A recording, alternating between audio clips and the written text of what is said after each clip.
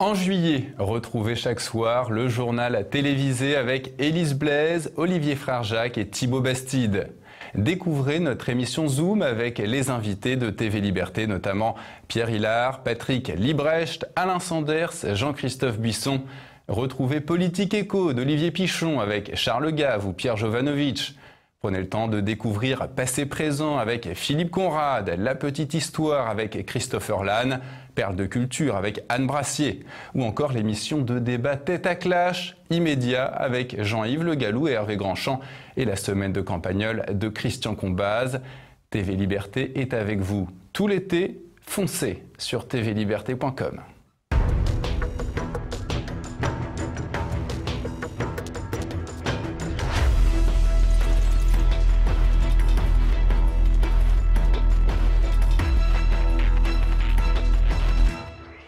La France a vibré au rythme des scènes de liesse après la victoire de l'équipe de football en finale de Coupe du Monde. Une joie collective qui a vite laissé place aux violences. C'était une séance diplomatique cruciale. Vladimir Poutine et Donald Trump se rencontraient ce lundi à Helsinki. Entre la Syrie, l'Iran et l'Ukraine, les dossiers chauds ne manquaient pas. Madame, monsieur, bonsoir. Vous n'avez pas pu échapper à l'information. L'équipe de France de football est championne du monde. 20 ans après la génération Zidane, les Bleus décrochent une deuxième étoile. Des scènes de liesse ont eu lieu un peu partout dans le pays. Des scènes de liesse, mais aussi des scènes de violence. Olivier Frère-Jacques. 20 ans d'attente pour les supporters de l'équipe de France de football. 20 ans, une finale perdue dans la douleur contre l'Italie en 2006 et des scandales tricolores à Knysna en Afrique du Sud en 2010 ou des polémiques autour de différents joueurs comme Karim Benzema sur fond de tensions ethniques. La victoire de l'équipe de football dimanche avait de quoi ravir les supporters des tricolores menés par Didier Deschamps et ça n'a pas raté. Dès la matinée de dimanche, des milliers de personnes se ruaient vers la fameuse fan zone du Champ de Mars à Paris. Dans toute la France, de nombreuses personnes suivaient le même mouvement. Favorite pour cette finale et plutôt en réussite, l'équipe tricolore l'a logiquement emportée à l'issue d'un tournoi qu'elle aura finalement très bien géré en étant toujours décisive sans être étincelante. Voilà pour l'aspect sportif, mais si les festivités moscovites se sont déroulées dans le calme, les festivités en France ont bien souvent tourné au pugilat, à commencer par la capitale, Paris, où des mouvements de foule avaient déjà fait plusieurs blessés au Champ de Mars en début d'après-midi dans la fan zone où une centaine de milliers de personnes se sont retrouvées. Après le match, des bandes plus ou moins organisées s'en sont pris à des magasins, notamment avenue de la Grande Armée.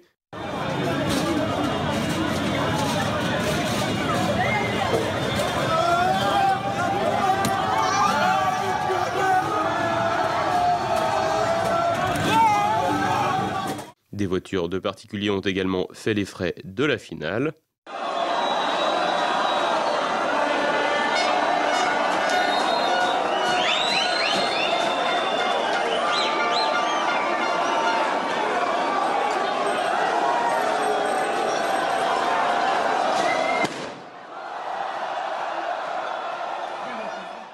Près de l'Arc de Triomphe, toujours à Paris, c'est un magasin de scooters et d'accessoires qui a été pillé.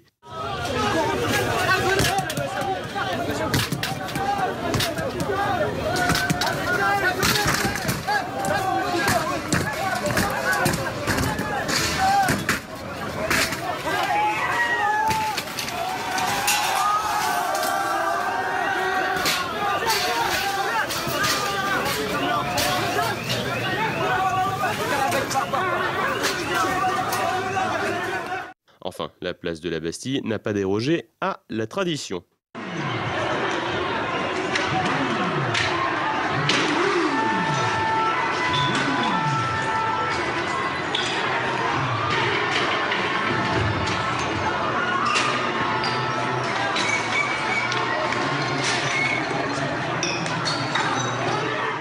Ailleurs en France, des incidents ont été révélés un peu partout, notamment à Lyon, où des affrontements avec la police ont eu lieu place Bellecour et un peu plus tard avec le pillage d'un magasin Lacoste.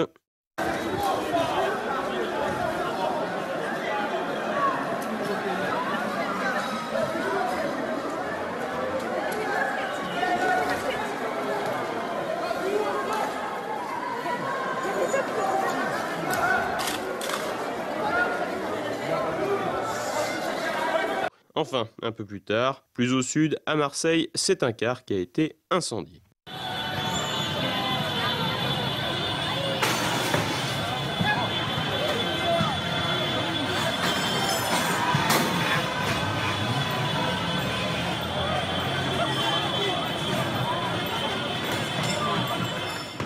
Un joli petit panel d'incidents qui étaient prévisibles et que nous évoquions déjà dans notre édition de vendredi. Élément intéressant, les médias mainstream n'ont réagi aux violences seulement après que celles-ci soient dénoncées sur les réseaux sociaux. Pour le moment, difficile d'avoir des chiffres de la soirée de dimanche et on imagine mal le pouvoir central faire preuve d'une très grande honnêteté en la matière. En attendant, les scènes urbaines laissent largement penser que les accidents de la route, les bagarres, violences de tout type, raquettes, tabassage et viols ont été au rendez-vous. Seuls quelques chiffres sont sortis, on dénombrerait près de 300 gardes à vue, 2 adultes morts pour des raisons accidentelles et des mineurs blessés. Côté institutionnel, on s'est toujours défendu de récupérer la victoire des Bleus, mais on en profite tout de même au maximum, à l'image du passage du président Macron survolté dans le vestiaire tricolore. Mouillez le maillot, c'est une fière du pays, portez tout le pays.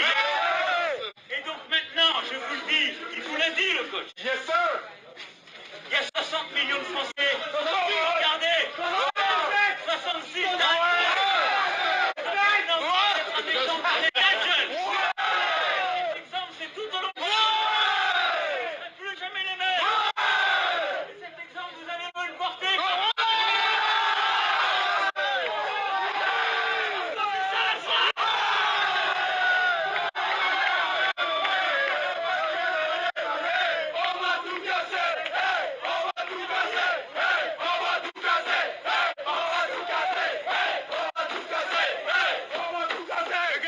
On va tout casser et ça n'a pas raté. Quoi qu'il en soit, Emmanuel Macron pourrait voir sa cote de popularité remonter pour un temps, mais cela ne devrait pas durer. Idem pour les prétendus effets économiques positifs, ceux-ci ne s'inscrivant jamais que dans des cycles courts.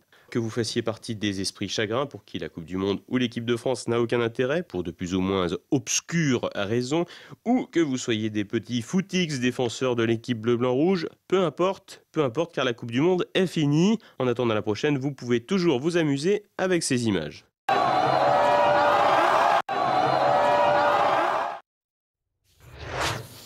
Et côté russe, alors que la compétition s'est déroulée dans le calme, Moscou va tout de même devoir affronter une conséquence de la Coupe du Monde, l'immigration clandestine. Plusieurs dizaines de milliers d'Africains sont parvenus à se fournir une Fan ID, une carte d'identité de supporter, faisant office de visa jusqu'à la fin de l'année.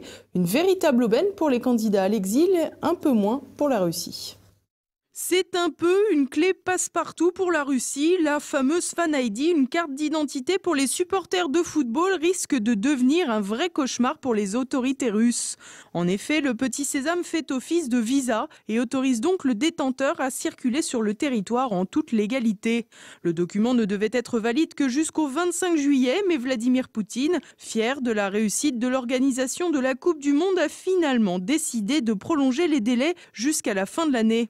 Ainsi, tous ceux qui disposent de la petite carte plastifiée peuvent allègrement voyager dans la mère patrie. Dans un premier temps, cette Fan ID apparaissait comme un véritable petit bijou technologique. En effet, chaque entrée dans un stade déclenchait un système de reconnaissance faciale numérique permettant d'identifier chaque individu.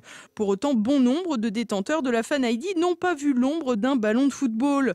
En effet, dès l'annonce de la mise en place de ces documents, l'information a circulé, et ce jusqu'en Afrique, où les candidats à l'exil sont nombreux. Ainsi, 9000 Sénégalais, 7000 Nigérians, 8000 Tunisiens et 7500 Marocains, entre autres, détiennent le précieux sésame. Parmi ceux-ci, tous ne sont pas actuellement en Russie. En effet, même si la compétition est terminée, la Fan ID leur permettra d'accéder à Moscou en toute légalité jusqu'à la fin de l'année. Certains prennent donc le temps de réunir l'argent pour faire l'acquisition d'un billet d'avion.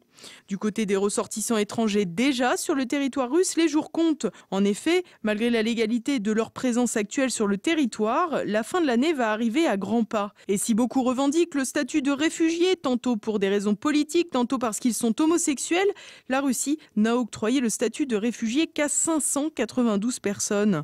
D'ailleurs, les autorités russes ont déjà fait comprendre qu'une fois le délai atteint, les ressortissants concernés devront être partis. Ceux qui n'auront pas la possibilité de payer leurs moyens de retour devront se mettre en relation avec l'ambassade de leur pays pour se faire rapatrier. Par ailleurs, Moscou a déjà expliqué que des mesures seront prises contre les personnes qui auraient l'idée de passer illégalement en Europe depuis la Russie, comme cela se fait dans, je cite, un pays civilisé. Rencontre cruciale pour Vladimir Poutine et Donald Trump. Pour la première fois, les deux chefs d'État se rencontraient seul à seul à Helsinki, en Finlande. Les enjeux de la rencontre étaient aussi nombreux qu'explosifs. Trump et Poutine, amis, ennemis. Ce lundi, les dirigeants de deux des plus grandes puissances mondiales avaient rendez-vous en tête-à-tête pour un sommet riche en enjeux. Fidèle à son habitude, Donald Trump avait tendu l'atmosphère avant le jour J. Quelques heures avant la rencontre, il déclarait sur Twitter que les relations avec la Russie étaient plus tendues que jamais. Il faut dire que les liens entre les deux pays naviguent au gré des remous diplomatiques internationaux. D'abord, les sanctions économiques prises à l'égard de la Russie depuis la crise ukrainienne sont toujours d'actualité, malgré une utilité vexatoire très contestable. En effet, les embargos ont surtout permis à Vladimir Poutine d'accroître les capacités d'autosuffisance de son pays, notamment avec l'agriculture, un tournant qui a d'ailleurs beaucoup nui au secteur en France. L'affaire de l'espion russe Sergueï Skripal, prétendument empoisonné avec sa fille à Salisbury en Grande-Bretagne, a d'ailleurs donné lieu à d'autres punitions, notamment le retrait de diplomates de part et d'autre. Les États-Unis, en allié indéfectible de Londres, avaient suivi et même mené la marche. Et malgré la pression mise par Trump, le président américain, une fois sur place, a assuré de ses meilleures intentions. Je suis ici depuis peu de temps, ça fait 2 ans. Mais je pense que nous finirons par avoir une relation extraordinaire. Je l'espère. Je vous l'ai dit, je suis sûr que vous l'avez entendu au fil des ans. De son côté, Vladimir Poutine, comme à son habitude, s'est montré plus concret. Pour lui, l'essentiel était bien le fond des sujets à aborder. En effet, le temps est venu de parler de nos relations bilatérales sur le fond et des sujets épineux dans le monde qui sont nombreux. Effectivement, les sujets épineux ne manquaient pas. Au premier rang, la guerre en Syrie. Alors que Bachar el-Assad a désormais récupéré quelques 80% du pays des mains des djihadistes, les perspectives de reconstruction attisent les convoitises. S'il semble de plus en plus acquis que la France n'aura pas sa place, Donald Trump, en bon businessman, compte négocier pour avoir sa part du gâteau. Et si l'on peut penser que la manœuvre est impensable après l'action des Occidentaux dans le pays de Bachar el-Assad, l'ouverture des marchés syriens aux investisseurs américains pourrait se faire en contrepartie de plus de liberté pour les Russes sur le conflit ukrainien. Dans ce cadre, l'Iran et sa place en Syrie pourraient aussi faire office de monnaie d'échange. En effet, les dernières déclarations de Vladimir Poutine montraient qu'il demandait un désengagement de Téhéran sur le territoire. Une manière d'apaiser Israël et de fait l'allié américain qui voit d'un très mauvais œil le poids de l'Iran dans la région. Helsinki a donc pris des allures de Davos diplomatique. Poutine et Trump ont cherché, chacun de leur côté, à tirer profit de la rencontre. Et pour l'heure, nul ne sait qui sort gagnant de l'affaire. Et à présent, c'est le moment de l'actualité en bref avec Olivier Frère-Jacques. L'Éthiopie et l'Érythrée sont-ils en route pour faire la paix? C'est en tout cas ce que semble indiquer le rapprochement inédit de leurs chefs d'État respectifs. Samedi, le président érythréen a été accueilli chaleureusement par le Premier ministre éthiopien. Les deux États africains s'étaient livrés une guerre entre 1998 et 2000, un conflit notamment engagé pour des désaccords frontaliers et qui fit pas moins de 80 000 morts. Une accalmie de la situation en Érythrée sera à regarder de près, car elle peut conditionner une partie des politiques migratoires européennes. L'heure du retour a-t-elle sonné pour Djamel Begal? Après avoir purgé une peine de prison de 10 ans pour avoir voulu faire évader un ami terroriste, le prêcheur islamiste a été expulsé de France pour repartir en Algérie ce lundi matin. Considéré comme le mentor de Chérif Kouachi et d'Amedi Koulibaly, les terroristes de Charlie Hebdo et de l'Hypercacher, l'islamiste aura passé plus de 17 ans en prison. En 2006, il avait été déchu de sa nationalité française et les pourparlers avec Alger pour son expulsion ont duré plusieurs années. Djamel Begal est devenu une référence pour beaucoup de djihadistes. Un rappel à la loi pour Aziza, le journaliste controversé du service public qui officie sur la chaîne parlementaire, écope d'un simple rappel à la loi suite aux accusations d'agression sexuelle portées par sa consoeur Astrid de Vilaine. Cette dernière dénonce une décision dangereuse et de nature à décourager les victimes qui hésitent à se rendre dans des commissariats. Pour sa part, Frédéric Aziza s'est défendu d'être un agresseur sexuel et a évoqué des blagues vaseuses et un pincement au mollet, une forme d'humour tout à fait inédite. Pour se défendre, le présentateur s'est fendu d'une tribune sur le site de Bernard-Henri Lévy, La Règle du jeu, un site auquel participe également un certain David Isaac Aziza, qui n'est autre que le fils de Frédéric. Décidément, le monde est petit. Le gauchisme culturel dans le viseur d'Anne Brassier, le café Histoire de Toulon vous invite à la causerie de votre présentatrice préférée de Perles de Culture. Organisé mercredi à 20h au Graal, un pub associatif des missionnaires de la Miséricorde, 377 avenue de la République. Un événement gratuit, idéal pour comprendre l'évolution du monde culturel depuis mai 68. Et ce soir, ne ratez pas non plus notre Zoom du jour. Le général Alain Lamballe nous présente son dernier ouvrage sur les Pashtuns, un grand peuple indo-européen vivant essentiellement au Pakistan, mais sans son propre pays. Alors, aller sur les Pashtuns parce que c'est une communauté qui n'est pas connue dans l'Occident et qui n'est pas connue en France en particulier. Et aller sur les Pashtuns aussi parce que les Pashtuns font l'actualité et, à mon avis, continueront de la faire pour les raisons que l'on connaît, le terrorisme, mais pas seulement pour ça. C'est un grand peuple qui n'a pas de pays, comme je l'ai dit dans le titre de cet ouvrage. Et puis ce soir, vous retrouverez également Politique Éco. Olivier Pichon reçoit l'économiste Charles Gave pour évoquer les menaces sur la finance et le grand réveil des peuples. Et voilà, on est arrivé à la fin de cette édition. Tout de suite, une nouvelle chronique de la France de Campagnol avec Christian Combaz. Merci pour votre fidélité. À demain. Bonsoir.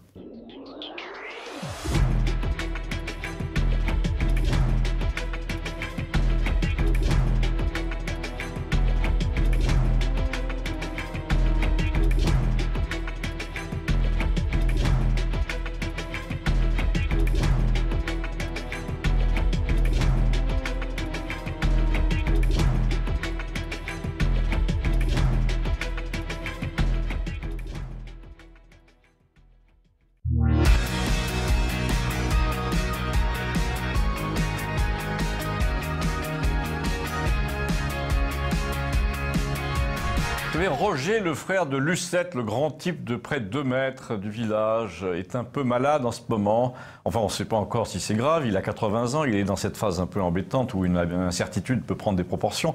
Et comme il est très fatigué, au lieu d'être dans son atelier ou au poulailler, il reste devant la télé. Et là, pendant que nous partagions un vin d'orange l'autre soir, il regardait le reportage sur la Gay Pride de Paris avec beaucoup de tristesse.